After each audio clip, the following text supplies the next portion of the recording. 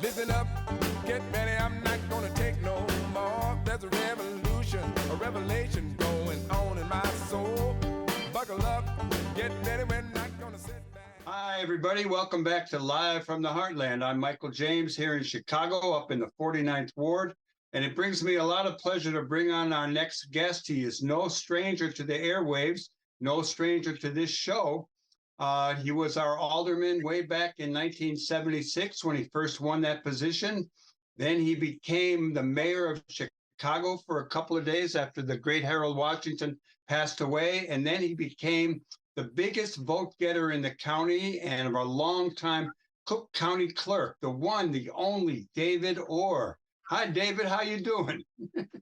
I'm fine, Michael. I don't want you to make me 3 years older, though. I was first elected in 1979, but thank you. Oh, well, okay. I thought it was. We didn't. I remember when you were elected.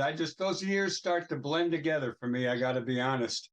Well, we have. You've done a lot of things in your lifetime, and one of the things has been to not only expand voting rights here in Illinois, be an inspiration for that going around the country, but you also keep us abreast of what's going on in the political arena, what's good, what's bad, and in a number of cases, you bring up things like down ballot items and people running that a lot of people don't pay attention to.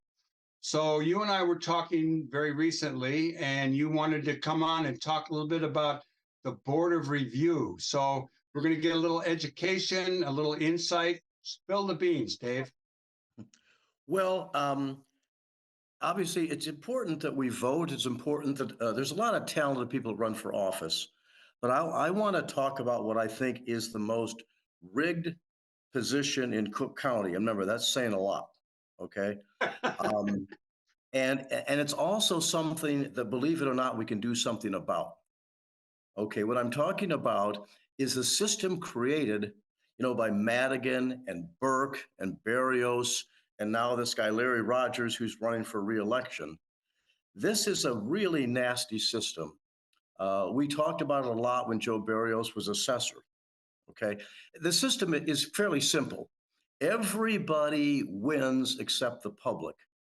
All those attorneys, they make a ton of money filing claims even when they don't need to. You're being taxed too much, so you go to the lawyers. Okay? The lawyers fill Mike Madigan's and Larry Rogers and Berrios's pockets on a regular basis. But what they also do, what Berrios did, but it's no longer happening with Fritz Kagi there, but what the Board of Review is still doing, because it's a three-person board that still has the power to let personal digs get in there. I don't know how else to say it. There's special privileges. So like Trump Tower and all these powerful people, mostly big commercial, what they do is they appeal these things. And a lot of times they might get $20 or $30 million reduced on their assessment. Whenever that happens, like it did at Trump Tower and there's so many places I could go on specifically. When that happens, who pays that difference? If Trump is assessed a lot less, and there's all this money that still has to be raised for the taxes, well, we all do. So it's the average homeowners, the moderate homeowners and so forth, and the smaller business that have to make up all this stuff. It's been going on forever. The reason I'm so excited and we connect with down ballot is this scheme, and the reason it's been so successful over the years is because people don't understand it. They don't understand the assessment process. Well, what the hell is a Board of Review? Well, the Board of Review is a three-person board that acts like they're all gods and they have tremendous power. Well, what has happened, strike one, was when all these investigators finally found out what Madigan had been doing with Berrios, this rotten scheme to the core of ripping people off. And so Berrios loses to Fritz Kagi, step number one, strikeout number one. Strikeout number two is when Madigan had schemed, put a guy named Michael Carbonaggi in as 9th District committeeman, and then to make him the circuit court clerk, another very powerful patronage position. Well, he lost that circuit court clerk position, but also then when he ran for re-election on the county board, one of the three, Samantha Steele, reformer, came along out of nowhere and beat him. No one thought that could happen. Okay, so strike two. Now The worst of the bunch, and the one who's still around on board review is a guy named Larry Rogers, fairly popular, smooth, a fancy trial attorney, very wealthy father. He is on there, and he's basically Madigan's little go-to guy since 2004 on the Board of Review. And I can spell out facts for everything I'm saying. Okay, but what I'm saying to the voters here, by voting in this race, it's the only Board of Review race open. There's a young woman named Larisha Tucker, who, by the way, has great background. I mean, has assessing experience, she has real estate experience. She's a former military officer. She's decided to take on this massive challenge. This is not an easy challenge. This is like challenging Madigan. But the point is, this could be strike three. And if we were able to end that scam, it would do wonders for so many hundreds of thousands of homeowners who are paying right now, in many cases, over $500 a year in extra taxes to make up for what the Board of Review skims by hurting them. Now that I've gone on a little long, so Michael, jump in there, but there are things we can do about this. People, oh, you can never do this. Well, Fritz did it, Samantha Steele did it. And what I want people to understand is this is Mike Madigan, Ed Burke, Joe Barrios, and Larry Rogers. I hate to put it in blatant terms, but it's Madigan, the overall boss, the key Latino person, Joe Barrios, and the key Black person, good old Larry Rogers. And that's the way they've done things for decades. They've made themselves fortunes. One other thing, and then I'll take a break here, Michael. Larry Rogers, 80% of all the money he's raised, incredible amounts of money. 80% has all come from these real estate tax attorneys. They practice before Larry Rogers. It's almost like a judge. They practice before him on all these things, and he takes all their money, as did Barrios. Samantha Steele said, no, I'm not going to do that. So she is not taking money from any of those tax attorneys. The rest of the money comes from a great scheme from our good old friend, Michael Madigan. He always finds ways to, he's got about 60 top givers in the old 13th Ward. They're still giving, by the way. These are all patrons employees, big jobs, $130,000, $40,000 jobs, $120,000 pensions. And who do they give to? They give to Mike Madigan, they give to Joe Barrios, and they give to Larry Rogers. And if you track this stuff over the years, it's consistent as the sun coming out in most days. Okay, let me stop there because I just think there's a great chance to stop this scam, this decades-old scam that hurts average homeowners so much and makes certain people rich and powerful, and they don't serve the public interest. Okay, Dave, let's start by first, one more time, giving me the difference between Fritz Cahey being elected the assessor, which we considered a great victory, although some property owners that I run into in the Y in the morning in the weight room, they don't necessarily like him very much. And well, sure, right, and that's understandable. He gets blamed for all these things, but again, he's not taking any money from these tax attorneys. He's gotten all these great reviews from the major national assessment group saying it's more transparent, it's more fair, but it's a messed up system. And so the opposition has done its best to try and blame Fritz for the things they created. But go ahead. So if Fritz Cahey assesses my house at a certain amount, I can go before the Board of Review and appeal it, or have my lawyer do that kind of thing? Is that what it works? yes. So they're the oversight, and they get to make a final decision. It's well, not necessarily final, but yes, they make a decision.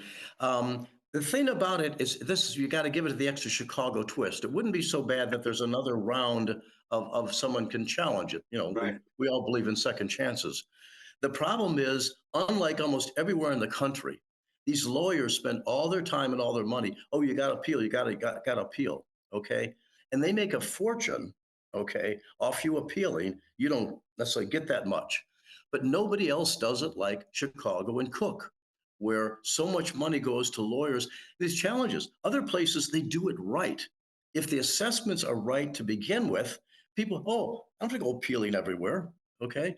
You should only appeal as if you think, hey, you may not like it because taxes go up sometimes, but that's the difference between Chicago and Cook and the rest of the country.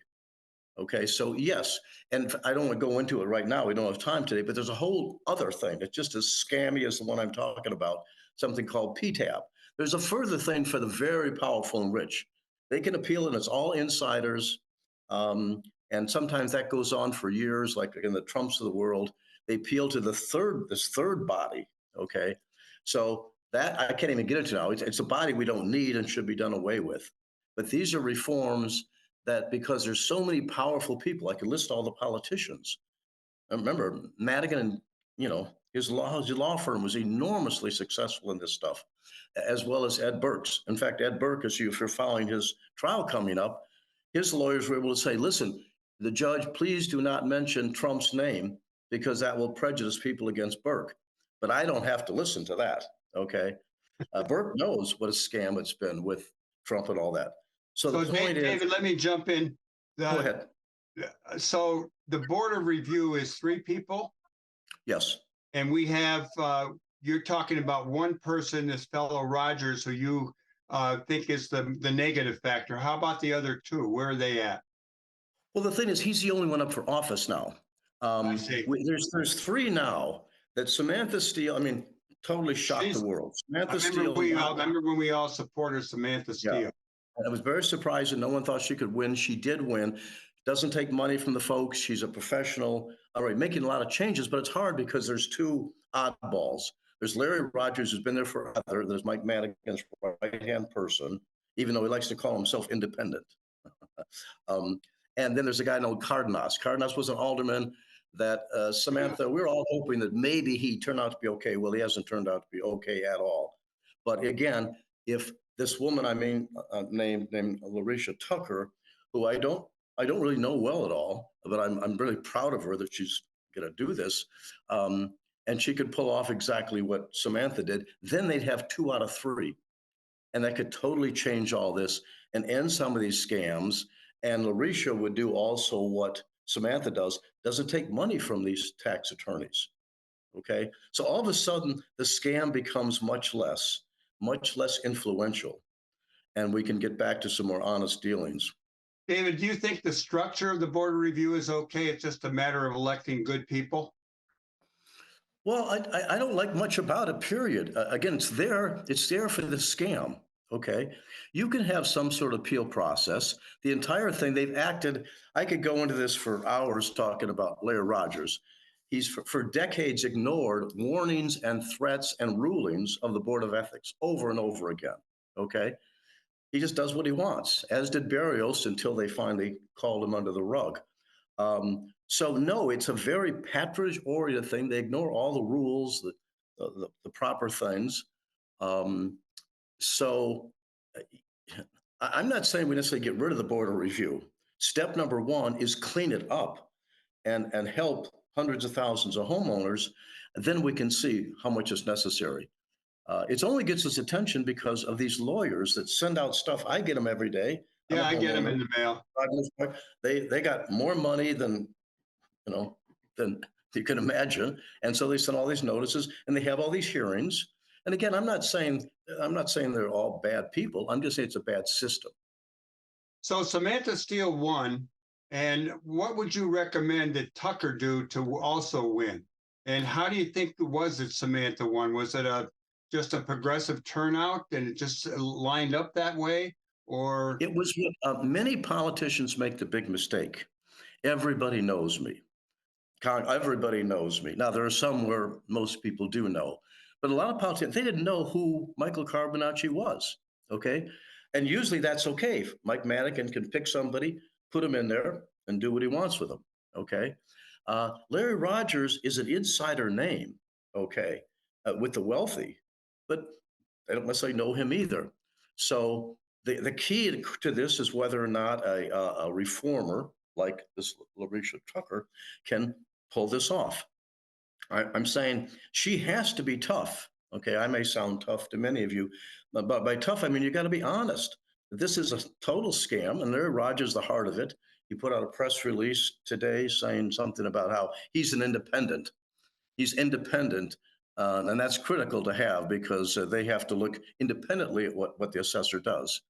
Well, the independent, I mean, he'd be walking the streets if it wasn't for Mike Madigan and all his money. So I don't know if you call being too close to Mike Madigan independent, I don't know what you might as well call yourself.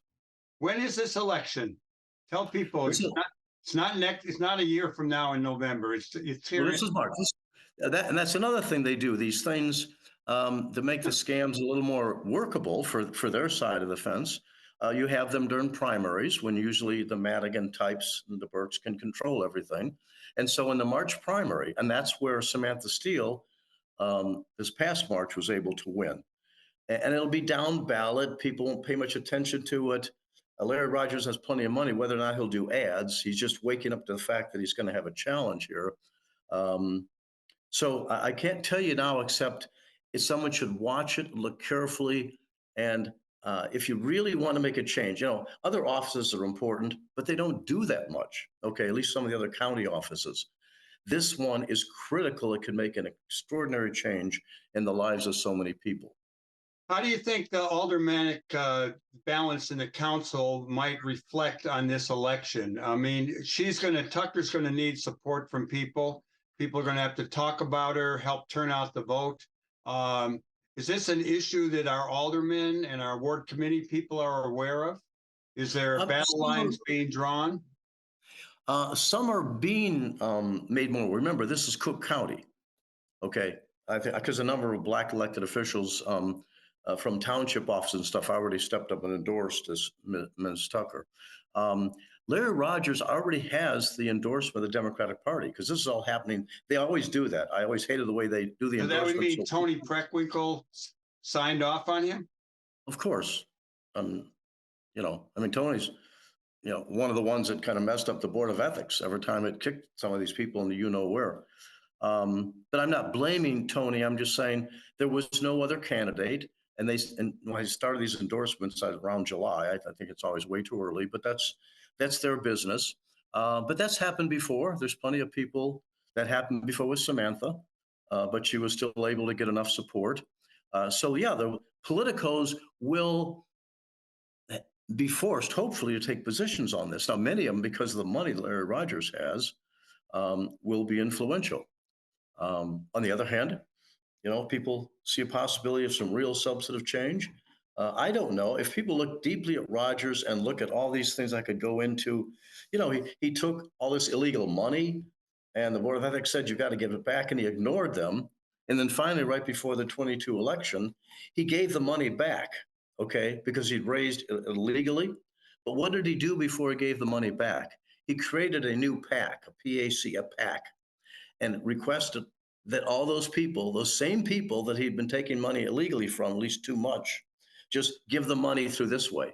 So, even if you want to give the guy a break, people that do that kind of stuff, live so much by the dollar and I'll do anything to get the money, you can bet they're not going to be on your side in the long run. Well, I know who I'm going to vote for. So, David, let me switch topics here a little bit. You've been spending some time in Florida now that you're retired. And I would like to get your kind of take on not only the state of Florida and the politics down there, but perhaps you could talk a little bit about challenges to voter registration around the country, advances to voter registration. Your take as kind of a dean of voter registration. You helped a lot of people get registered. You got more votes than anyone in the county, and that would include the mayor of Chicago. Fill us in a little bit about Florida and voting around the country. All right. I thought you were going to ask me if we could do a show down in Florida, and yours truly could come down. Anytime. We can do it. We got Zoom. We can go anywhere. I'm always looking for visitors down there because I miss everybody, but it is great to get out of the Chicago winters at my age. I hear you. I'm coming. Florida is just like many of the more become, not just red states. I don't mind conservative. I just don't like right-wing zealots. So they always do everything they can.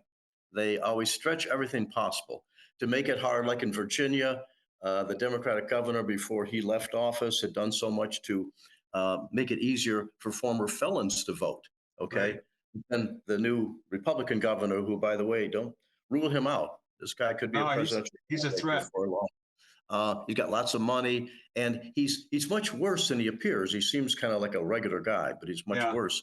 But he messed that all up and slowed down all that. So yes, Florida's trying its best wherever it can to make things more difficult. Other states are worse, though. Okay.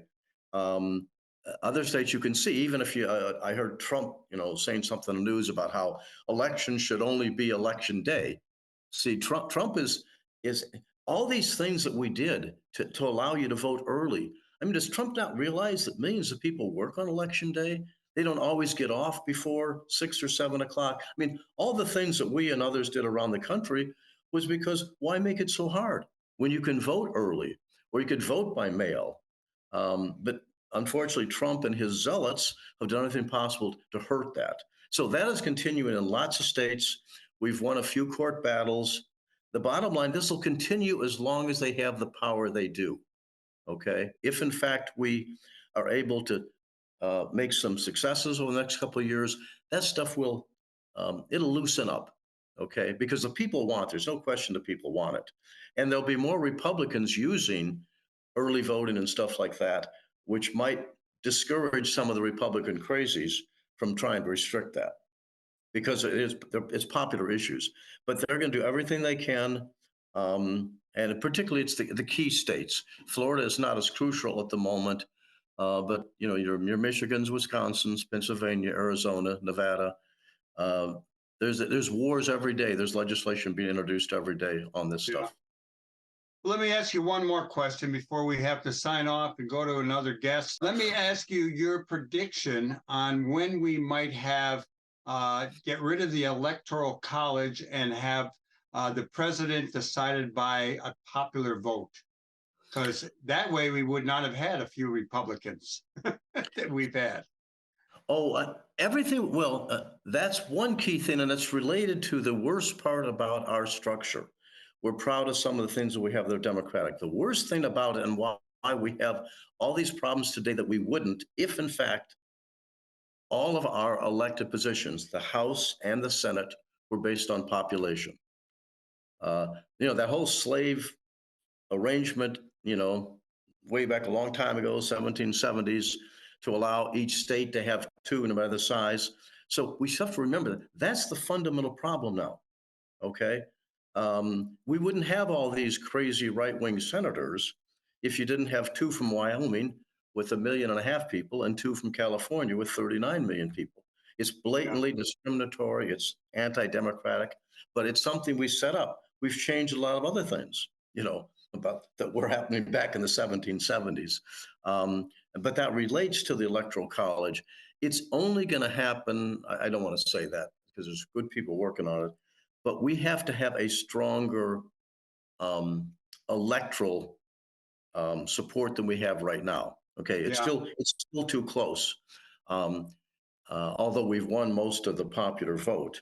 So that's still our fundamental problem: is convincing enough people, because this is ultimately a long legal challenge. If we really would change the way in which you start with Electoral College and you follow up with the U.S. Senate. But we should be bringing it up every time possible, because these people would not have the power they have right now if the U.S. Senate was like the U.S. House based on population. Well, we got a lot of work to do. We have a lot of opportunity in front of us. And as a couple of older guys, we're rooting for the younger people to make sure they register, they vote, and they turn out their brothers and sisters, their uncles, their aunts, their mothers, their fathers, and their neighbors, etc. David Orr, it's always a pleasure. I've seen you a couple times recently. I'll probably see you again. It might be in Florida, but I might come see you. When are you leaving? Pretty soon, right? You're welcome. Well, I'll probably leave sometime in December. Okay, well, I'll see you before then. In the morning, you know why. Okay. I know why. Thank you. All right, brother. I'll see you soon.